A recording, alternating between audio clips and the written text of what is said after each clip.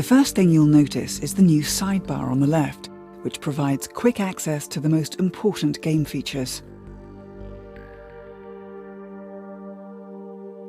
You can navigate the sidebar using the mouse or the keyboard.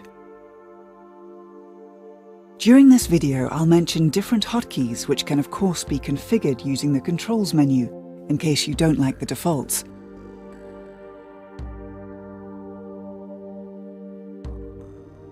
Nearly every function can have its hotkeys reassigned here.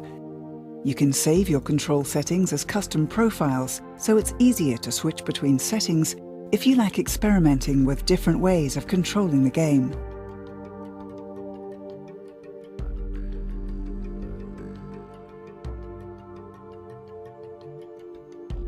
If you're familiar with the previous games and prefer the classic control mode, you can disable the new mouse steering via Shift and N. The sidebar will now only appear when it's needed, or until you turn the classic mode off again. For the remainder of this video, we'll enable a modern control style, however.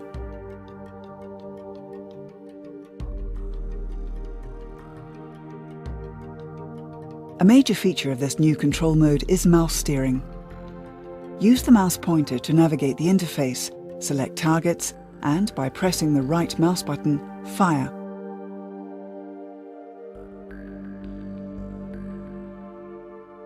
If you hold down the left mouse button, you can also use the mouse to steer your ship.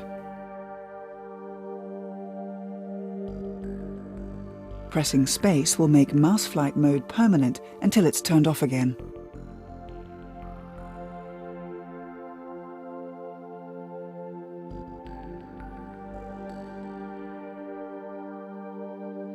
The user interface of X3 Terran Conflict has been redesigned to be context-sensitive whenever possible. As a result, you will notice that some menu options are greyed out because you cannot use them at the moment.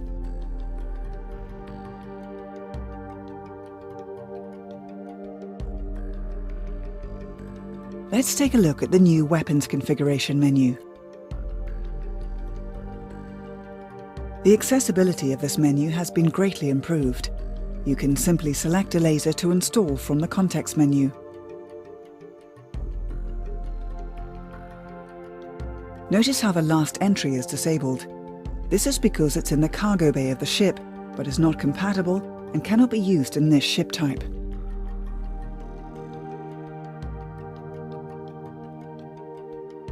The context menu also displays additional facts about the weapon, the damage it does to a ship's hull or shields, and its range.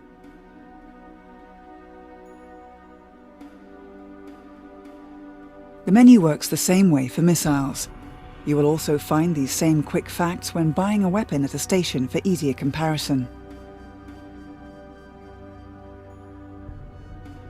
Again, using the context menu, you can assign the laser slots of your ship to different weapon groups. I'm assigning this laser to Group 3, and now you can switch between the different weapon groups using the keys 1, 2, 3, 4, or by clicking the number of the group. The color codes help to identify which laser slots belong to which group. As you can see here, the top 3 lasers belong to the blue group, which is number 3. Now only the top 3 lasers will fire. When I switch back to Group 1, all lasers will fire.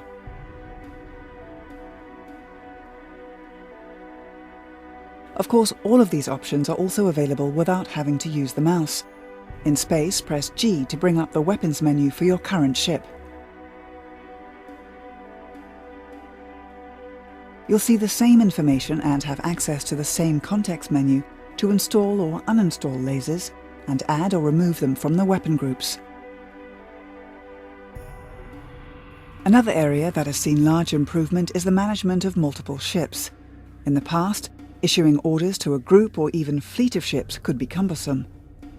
To address this problem and sort ships into logical groups, we have introduced wings. Adding a ship to a wing is easy. Let's add this fighter to the blue wing. I'm opening the command console, and in the section Wing Control, I'm selecting Add to Wing. Here, I'm selecting the blue wing. Done. Now, because a wing consisting of just one ship is a bit boring, I'll add some more. And again, the blue wing.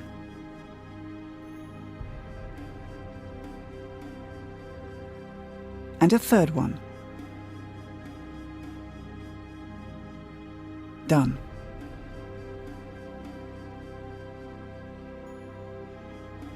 Now, if we bring up a sector map, we can see our blue wing and quickly give orders to all of these ships. Here we have the group Blue Wing. I'll issue wing commands and I'll simply tell them to follow my destroyer ship in this sector.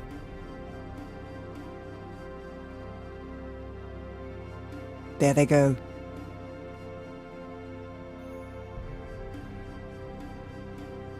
But this is just one wing. As you may have seen, there are 8 wing colours available, and for the purpose of this video, I have prepared 2 more wings waiting in the next sector. The player menu contains the section My Wings that allows you to quickly manage all wing groups in the universe.